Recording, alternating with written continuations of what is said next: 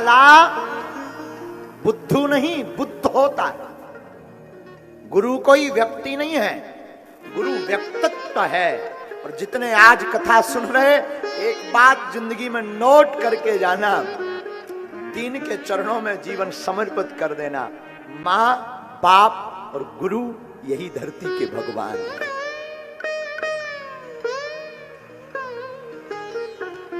ये धरती के ईश्वर हैं, याद रखना। बहुत से लोग कहते हैं, गुरुजी बहुत लोग आलोचना करते हैं, क्या करें। जितने युवान यहां पर बैठे हैं ना, आपकी कोई आलोचना करता है, आप मौन हो जाओ। आलोचना का जवाब है मौन। सहना सीखो, बढ़ना है तो सहो। बढ़ने की अगर तुम्हारे अंदर उड़ान भरने की, बुरा मत मानिएगा। आपने कभी सफर किया हो ट्रेन पर, कितना भी लगेज ले जाओ, कभी ट्रेन वाला तौलता है लगेज को?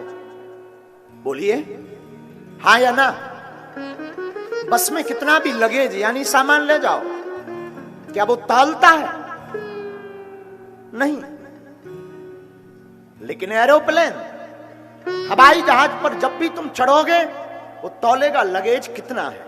हाँ जी या ना जी? बोलो ना। हाँ जी। क्यों? क्योंकि जिंदगी में जिससे उड़ना पड़ता है ना, उसे अपने साथ सामान कम लेकर चलना पड़ता है। तो कोई आलोचना कर रहा तो करने दो, तुम्हें अगर उड़ना है तो तुम मौन होना और सहना सीख जाओ। सहनशील बनो।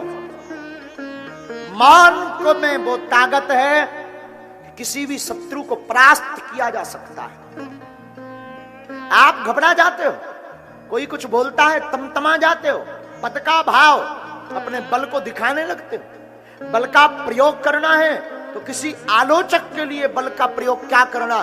बल का प्रयोग करना ही है तो जिंदगी में सफलता पाने के लिए बल का प्रयोग करना। बहुत आगे बढ़ना है तो अपने बल का प्रयोग, किसी के पीछे मत पड़ो। और आजकल जिंदगी में आप लोग सबसे ज्यादा ऊर्जा आसपास आलोचना करने वाले लोगों में तुम खर्च कर देते हो।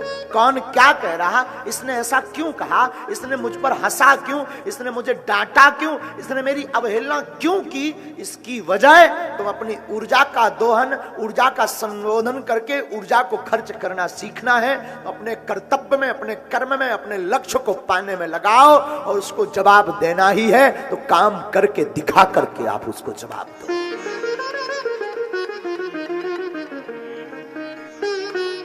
बुरा मत मानिए मेरे साधु। अपनी जिंदगी में आधे से ज्यादा लोग इसीलिए परेशान रहते हैं कि लोगों ने क्या कहा।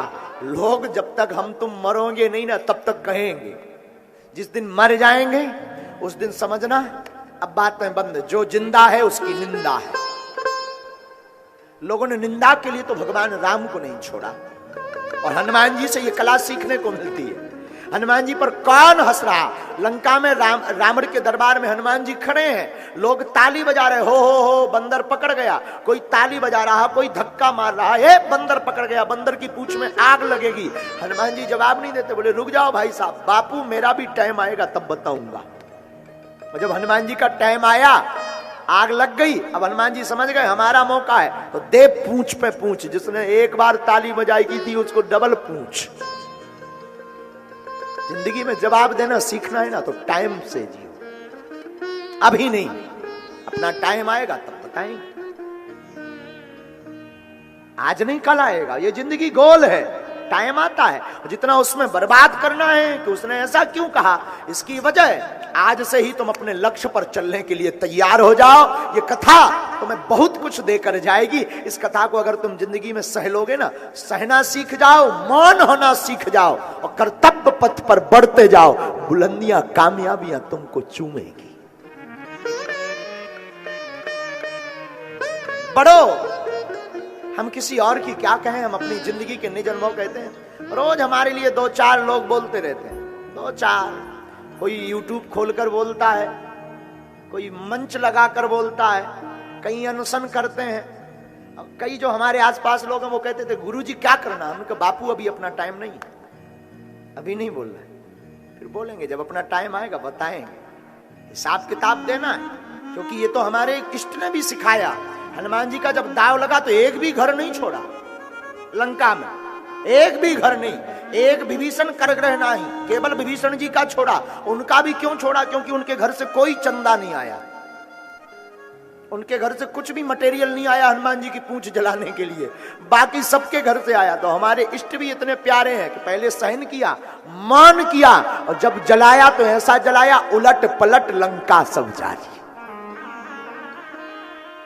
आप भी जो कथा सुन रहे हैं, हमारी प्रार्थना है व्यास पीठ से, बाहर भी सुन रहे हैं। बहुत से लोग कहते हैं गुरुजी कथा में टाइम बर्बाद होता है, क्या फायदा है? अरे मेरे प्यारे, तू कथा कभी मत छोड़ना, कथा सुनने आया कर, बैठा कर। जिंदगी में तू अगर कथा में एक भी सूत्र पर चल जाएगा ना, तेरी जिंदगी में 4 चांद लग जाएंगे।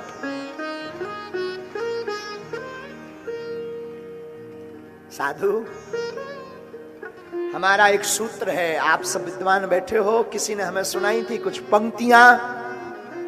दुनिया को खिलाने वाला अक्सर भूखा सोता है, दुनिया को हंसाने वाला अक्सर अकेले में रोता है, तुम्हारी महंगी गाड़ी चलाने वाला अक्सर रिक्शे से घर जाता है, लाखों करोड़ों का बंगला बनाने वाला अक्सर बिना छत के सोता है।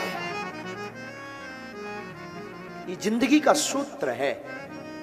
जो बहुत हंस रहा ना, बहुत दर्द छिपा बैठे उसने जिंदगी, बहुत घाव है उसकी जिंदगी में, बहुत घाव। अभी जब हम आ रहे थे ना, बहुत से युवान बच्चे, सब बच्चे, गुरुजी सीताराम, धक्का खा रहे। जो पुलिस कर्मी लगे बेचारे वो भी परेशान, खुद भी धक्का खा रहे, लेकिन उनका भाव है कि एक बार गुरुजी से मिल लें। हमें भी बहुत दुख होता कि हम मिलें, हमें भी लगता कि हम पकड़े हाथ, हमें भी लगता कि उसको कुछ सुनाएं, हमें भी लगता कि उसका कुछ बताएं, पर मजबूरी हो जाती। तुम लोग निराश मत होना, आज नहीं तो कल जरूर मिलेंगे, पक्का है मिलेंगे। और हम तुम्हें साथ शरीर मिल पाए या ना मिल पाए, हमारी जो साधना है, हमारे ऊपर जो हमारे गुरु की कृपा है ना, तुम निराश मत होना। इस बात को बिल्कुल नोट कर लेना, तुम हमसे मिलने नहीं, हमारे गुरु की कृपा से मिलने चले आए हो।